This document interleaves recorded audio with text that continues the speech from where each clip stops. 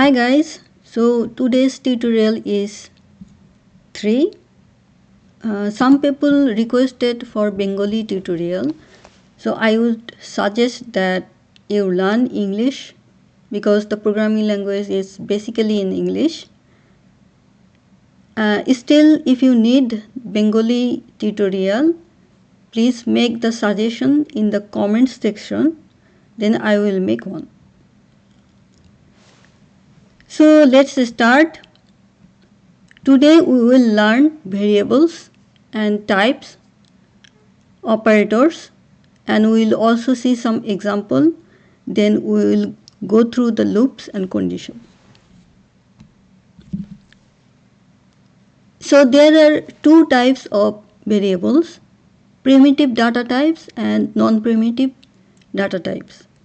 So for the primitive data types, we have integer type, decimal type and logical. For integer, you can see that there are actually 4 types: byte, short, integer and long.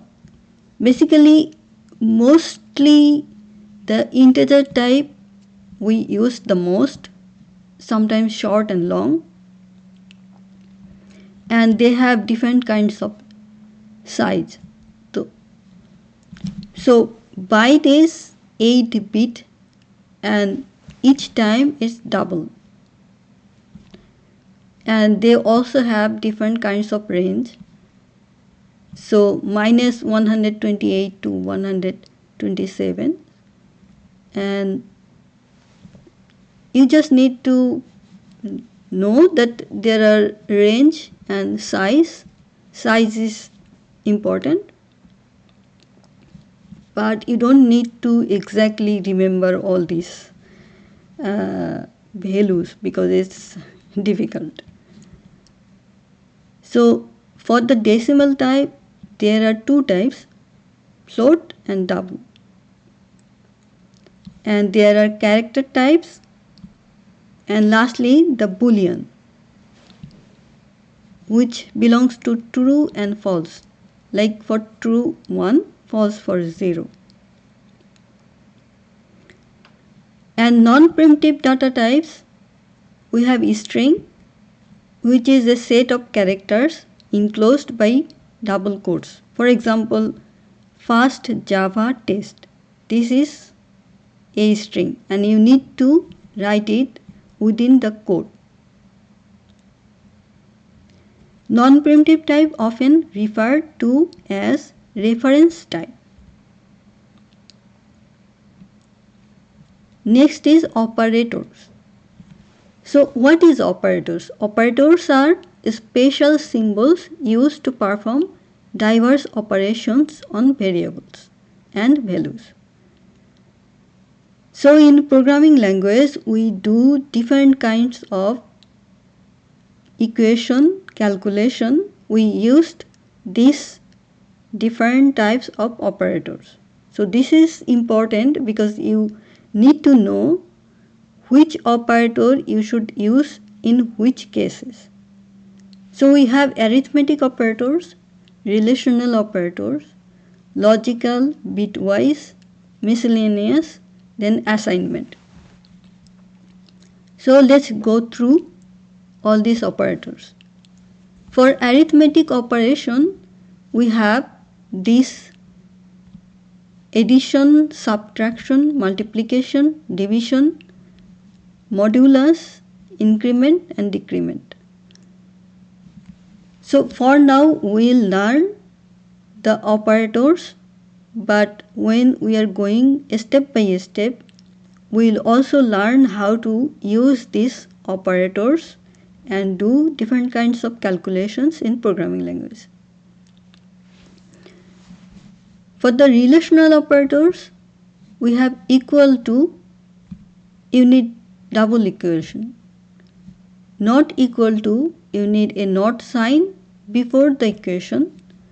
Greater than, this is less than, and greater than or equal to, which means it's whether greater than or equals. For example, if I say a variable integer variable and I give the value 10 and I say that this variable is greater than or equal to another value.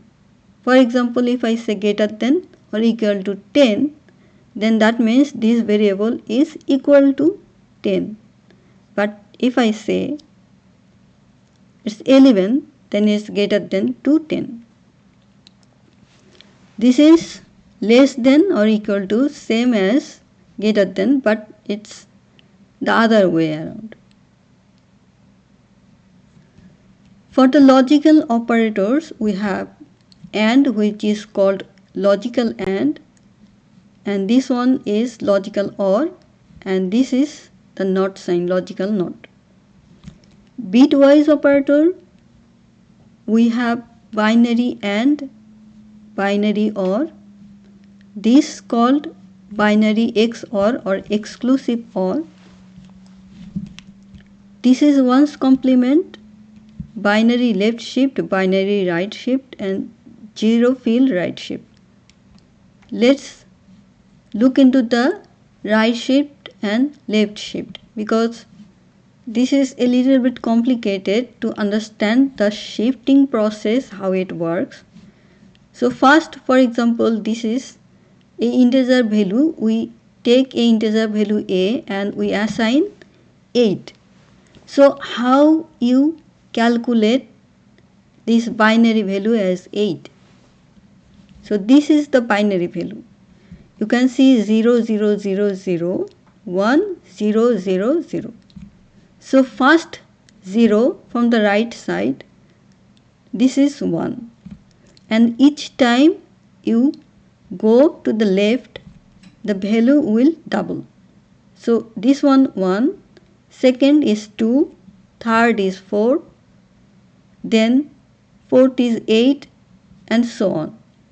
Each time the value double, like 8 is 16, 16, 32, this way. So when I say the integer value is 8, in binary it will be in here, this position as 8, it will turn into 1. So this way you can actually convert binary to integer value. So right shift, how you actually calculate. So right shift, they have two types, unsigned right shift and signed right shift. Right shift basically is this symbol. So when you say right shift to the 2, that means it will go right side and there will be this 2, it will shift this 2 and it will be discarded. So we start right shift, shift 2 from here in this third position. This one shift in here as a first position and so on. Every digit shifted 2 this way, right to left, and then you need to place this in this way. After that, the last 2, it represents as a sign, but when it is a unsigned right shift, you place 0 for these 2. For unsigned right shift, it could be positive or negative number, but you places 0 for the unsigned, whether it's positive or negative. For the signed right shift, the sign is always the left value, the last one. If it's 1, then it means it's negative. If it's 0, that means it's positive.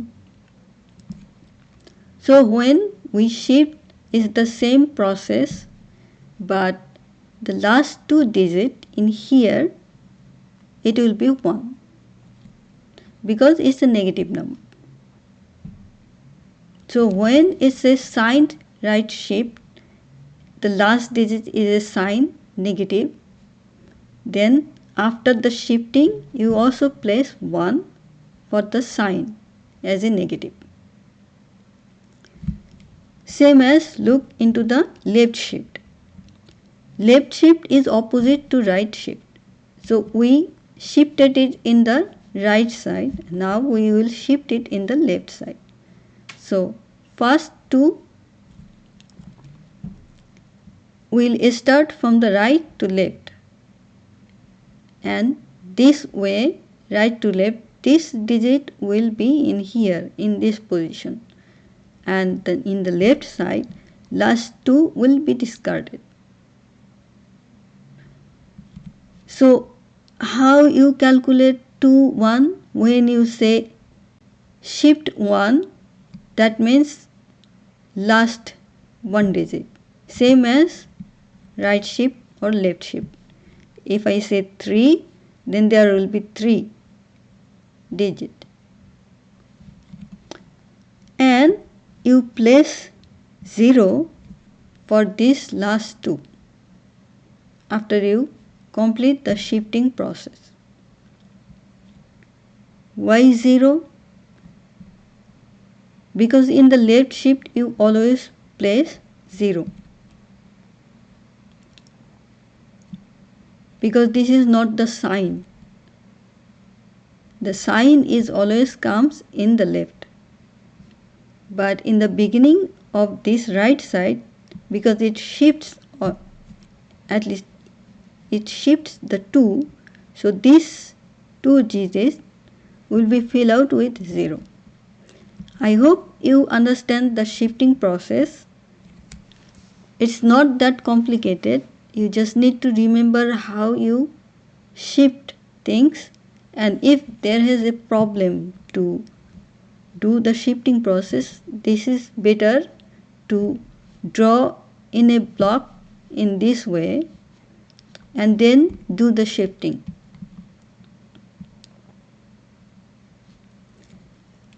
So we have assignment operators. These are called assignment operator. For example, equals to, this is a assignment. Plus equals to, add assignment operator.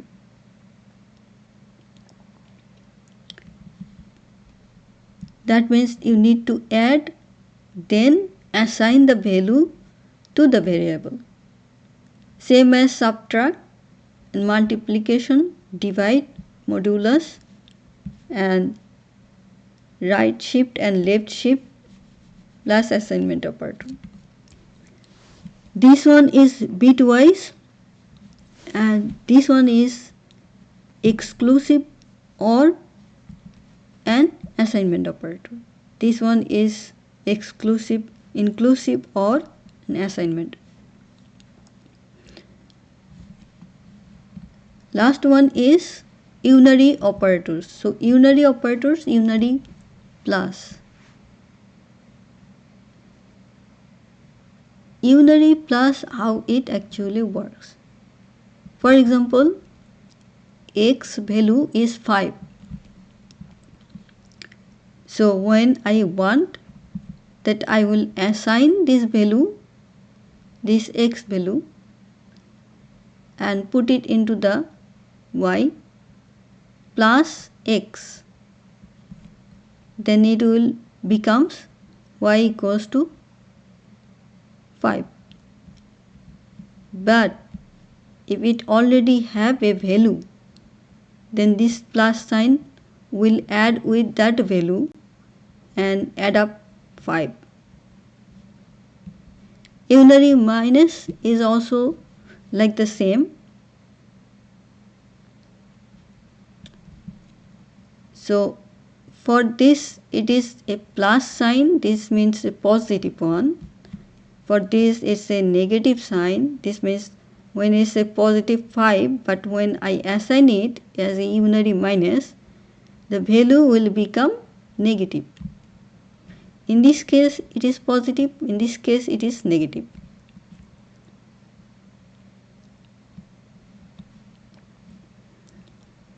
Also need to remember operator precedence. So I will not go through this because I think everyone knows that which operator comes first and which is the last. So we'll see one example how to calculate the addition, and we also have some exercises later on. So for example, first we create a class, like we give a name test calculation. Then in the public static void mains, we have integer value a is 10 and b is 20. This alignment should be there should be a tab alignment, but it is not aligned in this exercise. But when you write the program, you need to align properly so you don't get the error. Now when we want to see the value, the addition, so you can do the addition in here outside the print, but you can also do the addition inside the print. So when you want to add two numbers, you just say that a plus b equals, and then put a plus sign, then add variable a plus b. So this variable a plus b is the addition calculation. This will give you the result of 30. So the output you will see a plus b equals to 30. When we do a subtraction, in this case a subtraction a minus b, but a is 10 and b is 20. When you put the minus, then it will be actually minus 10. But if it's other way around, for example b minus a, then you will get a positive 10. So now the exercise, you need to do this.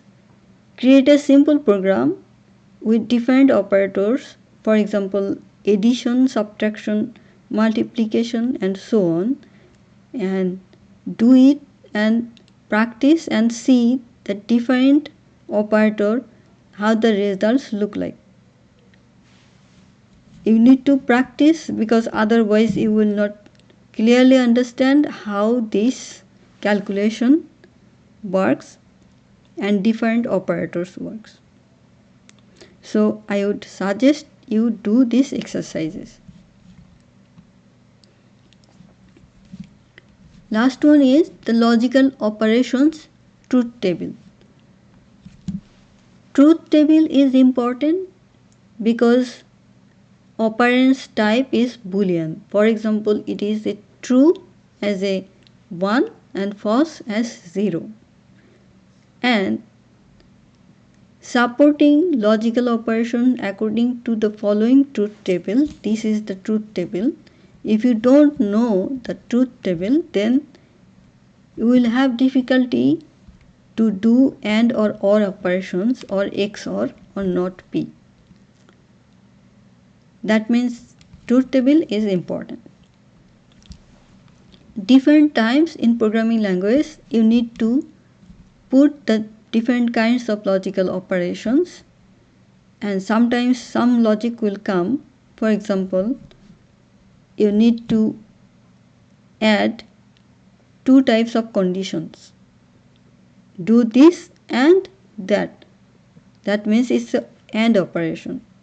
Or sometimes do only one of them. That means do this or that. So any of this, if it's true, then the logic will go process. Now why this is important, I think you understand. So if P's value is false, Q's value is also false, then P and key, the result will be AND operation and it will ultimately be false. So AND operation, when is it true? AND operation is only true if both P and Q value are true. Then it's true. Otherwise, in each case, if one is false, then the ultimate value will be false, like these three. OR operation for the P and Q. In the OR operation, this is very simple. If both are false, P and Q both false, then it's false. Otherwise, if any of these are true, then the P or Q truth table will also be true. So I think it will be easy for you to remember in this way that these two conditions when it becomes true. And XOR, exclusive OR, for example P or Q, exclusive Q. In this case, this is the extreme way.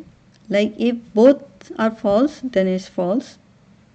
If both are true, then it's also false. But in case if one is true, another one is false, then it will become true. That means it's exclusive. Not P. So in this case, not P, that means this is not false, that means it's true. In case of not P. And when we say that it is true, that means it's not P, so it will become false. Same as if we say it's not Q, then the every value in here, it will become opposite. That means we are saying Q is false, but if I say not Q, that means it's not false. That means it's true. So I think you understand the truth table. Now we go for the loops and conditions. So this third tutorial will be the last one for the basic concept, and from the next tutorial we are going to deep down the programming and how to actually do real programming. For the loops and conditions, we have different kinds of loops. For example, if else, the for loop, while loop, do while loop, and also have switch statement. Now let's look into the if else loop. In this loop and logic, when we say if, then you also need to put a condition in the bracket. Then you need a parenthesis, the second bracket, and you state the statement sequence in here with the semicolon. And for the else, you only put the statement sequence, not the condition. So that means if this condition is true, then it will generate this statement sequence. But if this condition is not true, that means it's false, then it will go into this else condition. So in this else, we don't have any condition. So if it's false, then this else statement will generate. In this if and else statement, sometimes we need more than one if condition. In that case, we call it else if condition. What that mean? Sometimes we need in a programming language, there could be in this situation, like if this condition applies, then go here. But if this condition is not applying, then go here, but it also has a condition. Sometimes you will have multiple conditions, but you don't know which condition will be true, and then you need to generate the statement sequence. Then you put both conditions. So even if one condition is true, then it will go in that statement, and if the both fail, then it will go in the else statement. So this is very simple. Whatever if there is more than if condition, which we call else if. So if this condition is true, go this sequence. If it's false, then go else if condition and generate the statement, and so on. And lastly, when the if else condition is complete, then you lastly say else. Then if all these conditions are false, then the last condition will apply. This is the else. Look into this example. In here, if else condition, we create a class, we just name it as a if else example. Then in a public static void main, we assign one variable as integer variable and assign a value 10. Then we give this condition. This is the condition. If n, this variable, is greater than 5, then do this, which is the statement. In the statement we are saying system out println the number is greater than 5. Then it will print this result, the number is greater than 5. Somehow if this condition is false, then it will generate this statement, else generate the number is 5 or less. So you need to run this program. I will not run it in here today, but if you run this program, you will see that because the value 10 is greater than 5, then this condition is true, then this statement will print out. Again, you can also check changing the value of n. Give the value of n lower than 5. For example, if you give the value 10 as 3 and check this one, then you will see this condition will become false, then it will go to else and it will print this one. So you can actually experiment with different types of value, give different types of value as n, and experiment as many times as you want to understand how if and else condition and statement works. I also put exercise in here, then write a program and check the value if it is equals to, greater than, less than, using this different kinds of operators, and check if else condition, that how this works. In this case, if it's equals to, it will be equal. If the value is equal, if you put 5 as n value, then it will be equal. And you can always change this statement. I think it is now clear that how to do and write if else condition and statement. So remember, for if, you always put a condition in the first bracket. You put the condition, after that you give the parenthesis for the statement, like this way. and for the else there is no condition, and you just put the parenthesis and the statement. Similarly, this example you can also add this one, else if and condition. So if I want to change this and put another condition, for example, if n is greater than 5, do this, then else if n is less than 5, then do the other one. Or I can also say else if n equals to 5. So that will become actually nested if else, and you can basically apply all these operators, different operators, and do the experiment.